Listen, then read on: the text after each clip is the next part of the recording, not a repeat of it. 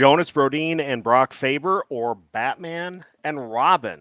We preview expectations for the second pairing of Jonas Brodin and Brock Faber today on Locked on Wild. You're Locked on Wild. Your daily podcast on the Minnesota Wild. Part of the Locked On Podcast Network. Your team every day.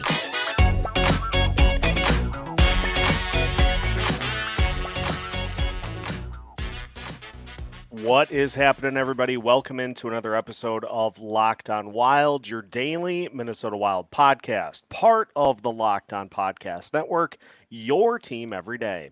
Thank you, as always, for making Locked on Wild your first listen each and every day. Make sure you subscribe on YouTube and your favorite podcast platforms so you don't miss out on any of our new episodes throughout the course of the week. Today's episode is brought to you by Jase Medical. Empower yourself when you purchase a Jase case, providing you with a personal supply of 5 antibiotics that treat 50-plus infections. Get yours today at jasemedical.com. That's JASE medical.com. On today's episode of Locked on Wild, we will preview the second pairing of Jonas Brodin and Brock Faber. We'll look at expectations for both players and expectations for the pairing as a unit. And we'll look at some of the things that Brock Faber can do for Jonas Brodin that he has not had at his disposal over the last few seasons. My name is Seth Topal, your daily Minnesota Wild insider, and recording this while the Minnesota Vikings are playing. I had the game on, celebrating my birthday here today. Just hoping that it would be a competitive enough game to be fun, but yeah, we didn't get that. So we're going to get you an episode here this evening to talk about the second pairing of defense for the Minnesota Wild, and a pairing that is going to be relied upon as much as the combination of Jared Spurgeon and Jake Middleton. Let's consider that when Matt Dumba was the line mate, pairing mate of Jonas Brodin, that pairing often rang up some large minute totals. And now Matt Dumba is not in Minnesota anymore. And so stepping into his shoes to fill that spot is Brock Faber, who started his NHL career with a couple games at the end of the regular season last year, got into 2 regular season games, and then played during the entirety of the series against the Dallas Stars, and by and large looked really good. Did play on the third pairing with John Klingberg, helping to try to give you that offensive-defensive combo with Klingberg focusing on the offense exclusively, and Faber able to help on the defensive side. Faber stepped in, made some great plays. I remember the block that he had with the game on the line in overtime in game 1, that he was able to get just a piece of his stick on the puck and deflect it before it got to the net. Otherwise, that likely would have ended game 1 in the Dallas Stars' favor, because Philip Gustafsson had gone to, I think, his left to try to defend the puck, and it was passed more to the right of the net, and Faber was able to get just the smallest fraction of his stick on the puck to deflect it out of play and to give the Wild a chance to regroup. And so in just looking right off the bat at what Brock Faber can offer for the second pairing, and I know I've seen comments from all of our everydayers speculating as to what the pairings should be. And I do agree that if you put Brock Faber with Jonas Brodin, you are essentially going with 2 really good combinations, and you're leaving that third pairing with a little bit of a question mark, a little bit in flux. And I would like to see maybe to try to spread some of that defense out. But I think what we're going to get is Jonas Brodin and Brock Faber, because let's remember as well, Faber is a rookie by all accounts. after getting his brief call up last year. He'll be a rookie, and so the Wild, I think, want to help make sure that if he has any sort of blips throughout the course of his rookie season, that Jonas Brodin is able to help him out and that he's able to learn from Brodin um, over the course of the season. Some of the things that Brodin is able to do will hopefully rub off on Brock Faber. Now, Brodin, a taller player, a little bit bigger. Faber is essentially a Jared Spurgeon clone, but Faber is a defensive defenseman. He is responsible. He knows what's going on out on the ice, and he is more than capable of playing good defense while he's out there, which means that Jared Spurgeon or Jonas Brodin, I beg your pardon, is not going to have to handle the entire defensive assignments for that second pairing. He's going to be able to roam. He's going to be able to do some other things, knowing that Brock Faber is going to be able to handle his assignments.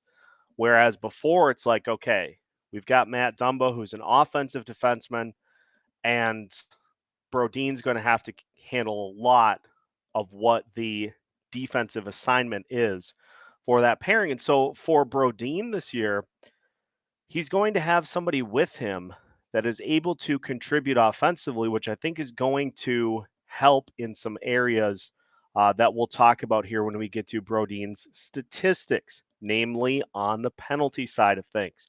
Because there were times this past season, and not only with penalties, but with just coverage in general, where it felt like Brodin was being asked to do a lot. And as a result, was kind of the guy that was in the position to give up the goals or just kind of got turned around at points because he's trying to do everything. And this year, that's not going to be necessary for him to have to do.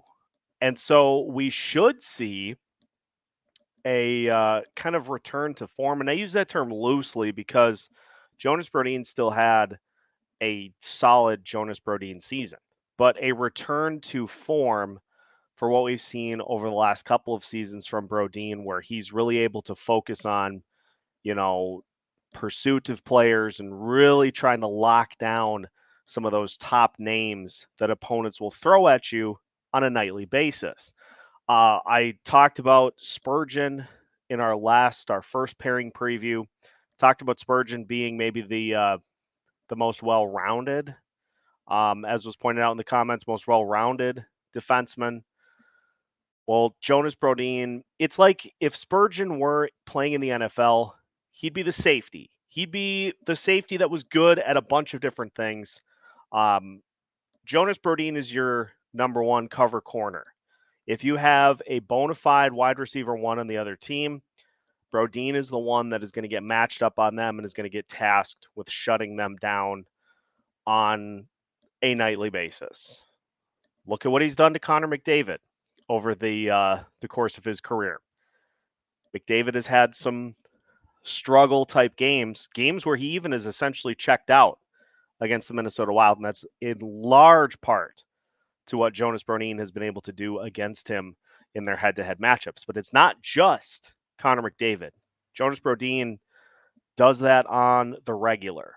And so for this second pairing, they are going to be tasked with many important defensive assignments this year, much like the top line is. But it's going to be interesting and exciting to see how having two players that can play defense on that pairing, how they handle it, which I would expect will be very well.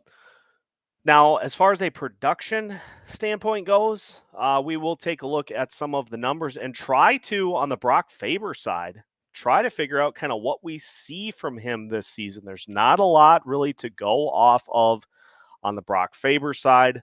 And so we will talk about stat expectations for both Jonas Brodin and Brock Faber as we continue today's episode of Locked on Wild after this. With storms, shortages, pandemics, reliance on China, and supply chain issues, we need to be prepared now more than ever. And there's no worse feeling in a time of emergency than not having what you need. Introducing Jase Medical. Jase Medical allows you the peace of mind by providing you with a Jase case full of important antibiotics for emergency use. And it's so simple to get started with Jase Medical. All you need to do is go online, fill out a form, and then you get a prescription, life-saving medications right to your door. The Jase case gives you peace of mind so that you are not just hoping that you have access to medication in an emergency. Jase Medical makes sure you have the medication in hand. Save more than $360 by getting life-saving antibiotics with Jase Medical, plus an additional $20 off by using code LOCKEDON at checkout at jasemedical.com. That's JASE medical.com, promo code LOCKEDON.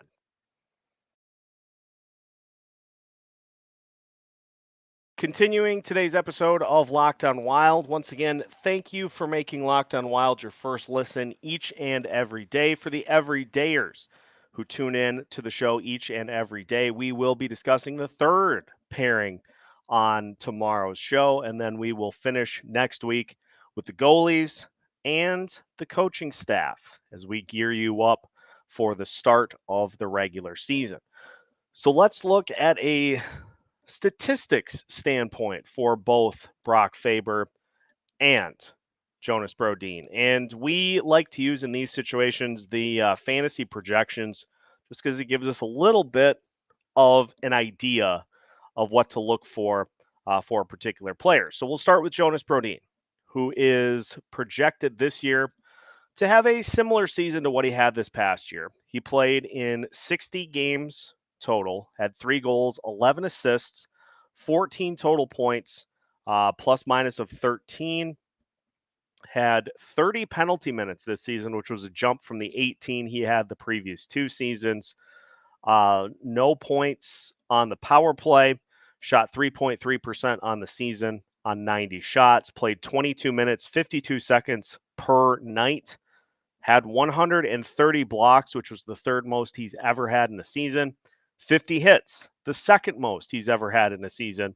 Had 27 takeaways and 23 giveaways on the season. And so for Brodin, who's been more of a 20 to 30 point scorer throughout the course of his career, we saw those point totals drop this past season, in large part because, again, asked to do a lot with his defensive pairing with Matt Dumba, asked to cover a lot of ground. And so, as opposed to stepping up in the play, like we've seen with players like Jared Spurgeon over the last few seasons, Brodin was essentially asked to, be ready in the event that things head back the other way in quick fashion. And a lot of times they did. And so having Brock Faber as his line mate this season, I think is going to do a ton of things for Jonas Brodin this year. But the big one is in the games played department. 60 games for Brodin this past year, so he missed 22 games. Has not played a full season since 2018-2019, but he played in 73 games 2 years ago, which is more where you would like to see those games played numbers for a player as important as Jonas Brodin is to this team. And so we're just going to roll through the numbers, and I will levy whether I think we'll go over or under. I think we're going to get over 60 games for Brodin this season. I think we'll see him get back closer to that 70 to 80 games played range, which is great for this team and would go very far for helping this defense continue to be one of the best in not only the Western Conference, but also in the NHL as well. So I'm taking the over on games played for Brodin.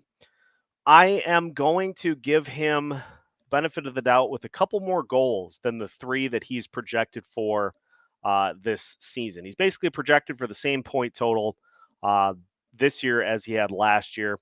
I think he gets the over because we're going to get the opportunity, especially as Brock Faber gets more comfortable at the NHL level. We're going to get the opportunity to see him help Brodin by being the guy who can kind of hang back and allow Brodin to step up in the play. And I don't know if he'll get close to some of the high point totals that he has had throughout the course of his career. 2 years ago, he had 5 goals. 3 years ago, he had 9, which was a career high for him. He's more like a 5 or a 6 goal per year guy, but he can still give you somewhere around 20 assists. And I just think that we'll see Brodin get 5 or 6 goals this year and be able to help out um, in the assist totals a little bit more as well because he'll be more involved. So I'm taking the over on just about everything for Brodin from an offensive standpoint. Penalty wise, I think we see a pretty sizable drop. Now, again, 30 penalty minutes is, depending on if they're all 2-minute infractions, that's 15 penalties in 60 games, which isn't a ton, but I do think we see a reduction there because, again, you have a more responsible defensive partner. You're not going to have to overcompensate to try to prevent catastrophe from happening while Brock Faber is out on the ice. So I think we see a reduction in penalty minutes. I think we see an uptick in minutes because if we do get Brodin and Faber as that second pairing, you're going to rely on them a lot to minimize the amount that that third pairing is playing. You want those guys, if you're going to go with the two top heavy pairings, you're going to want those guys around 23, 24 minutes a night and get that third pairing down somewhere in the 12 to 13 minute per night range. And if things get tight, if things get dicey, you can go first and second pairing, kind of double shifting essentially. But I think we see some heavy minutes from those guys in trying to just limit the exposure of that third pairing, depending who's playing in that grouping, which we'll talk about on tomorrow's episode. So I think we're going to get a good season for Jonas Brodin from an offensive standpoint, and from the defensive side. Death, taxes, Jonas Brodin locking people down, treating it like he is the Xavier Rhodes when he was effective, the Xavier Rhodes of this Minnesota Wild defense. Brock Faber is intriguing because we don't really know what to expect from Brock Faber from a points perspective. And so looking back to what he was able to do at the U of M, Faber in 38 games in his last season with the U had 27 points. He had 4 goals, 23 assists for 27 points in 38 games. Had 12 penalty minutes in those 38 games. If you go back to 2021, 2022, at the U, he had 2 goals and 12 assists in 32 games for a total of 14 points. And 2020, 2021, he had 1 goal, 11 assists, 12 points in 27 games. So he is much more, from a skills perspective, points perspective, that's the part of the game for him that has the opportunity to grow. And so for Faber, I'm actually going to do this. I'm going to take what Jonas Brodin's fantasy projection is.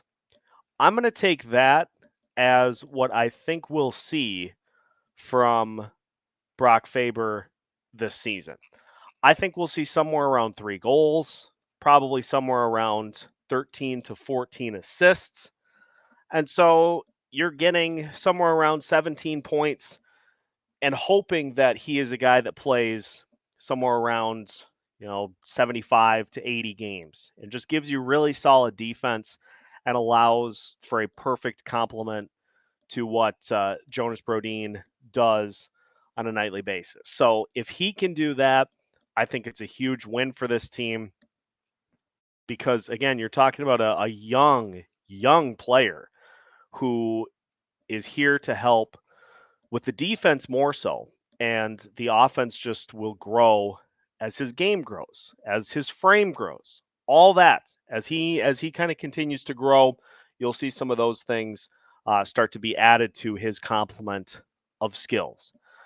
And so for this second pairing, the hope is that you see a little bit of an uptick for Jonas Brodin, and you see a similar type offensive set for Brock Faber for this season, while also having them both play really, really good defense pretty much all season long.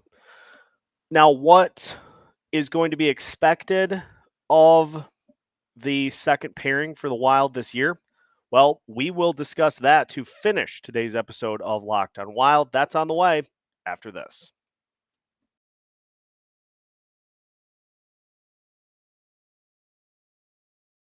Final segment of today's episode of Locked on Wild. Once again, thank you for making Locked on Wild your first listen each and every day. For the everydayers, once again, you can tune in for tomorrow's episode, in which we will talk about Alex Goligoski, John Merrill, and Kalen Addison. Try to figure out what the most effective combo is there and what they can do to help out with the top two pairings doing the heavy lifting this season. So, expectations for the second line. As we mentioned, Jonas Brodin is your shutdown guy, your pursuit guy, the guy that is going to draw the matchups against the top offensive players on the opponent. He's the guy that can just run with them the whole night, keep them off the board.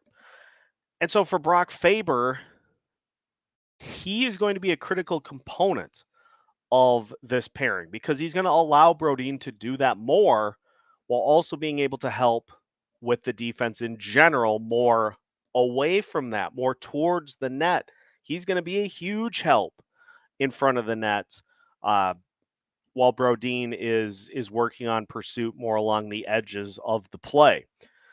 So if Brock Faber can step in and can make that look, can make that portion of things look better, then this is a huge win for this team.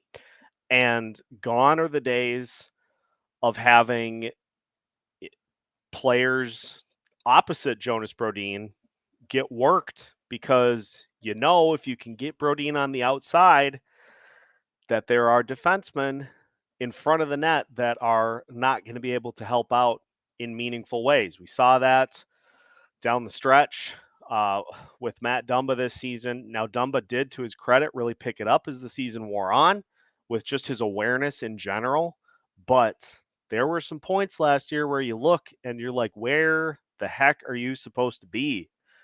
And so if Faber can get a quick grasp of those assignments, I think he is somebody that is going to really help bring out the best in what Jonas Brodin has to offer.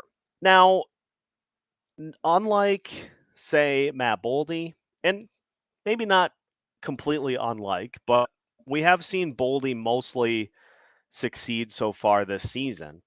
But there have been some rough patches, like the month of February where he was goalless this past season. He more than made up for it in March.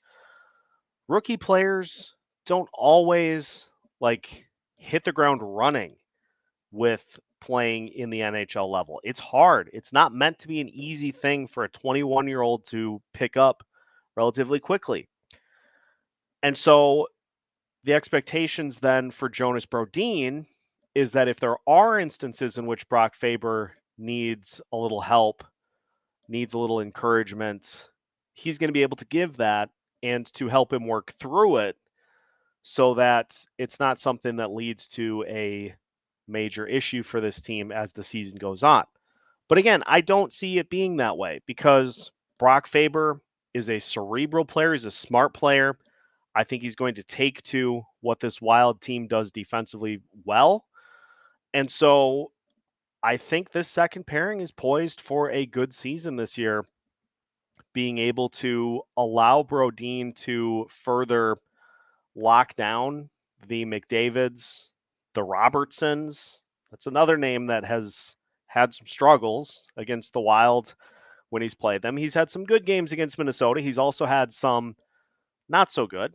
So if Brodin can continue to go get those guys and Faber can just do his thing and kind of fly under the radar on that pairing, and you get an effective and healthy top pairing of Spurgeon Middleton and an effective and healthy second pairing of Brodin and Faber, that's a great top four. That's a good top four that is going to really help this team limit chances by the opponents throughout the course of the season. The question's going to come in as to what the third pairing looks like. And so if these two pairings can do their jobs and keep things in front of them and just limit the number of opponent rushes, just eliminate the mistakes, it's going to go a long way for what this team hopes to accomplish this season. That will do it for today's episode of Locked on Wild. Again, thank you for tuning in. As always, make sure you subscribe on YouTube and your favorite podcast platforms, as well as on social media. Follow us wherever you can so you don't miss out on any new episodes throughout the course of the year. Also, make sure that you are staying tuned on social media as well, because we have a lot that we're going to be rolling out this season. With the fact that we've got credentials for the year, no better way to do it than to just blow the doors off and give you a really comprehensive coverage plan this season, which we'll talk about here within the next couple of weeks. So make sure to stay tuned for that and just continue to follow along. We'll keep you up to date with anything Wild related that pops up. Make sure to check out all we have so far for Locked on Wild Boot Camp. And you can find new episodes every Monday through Friday as part of the Locked On Podcast Network.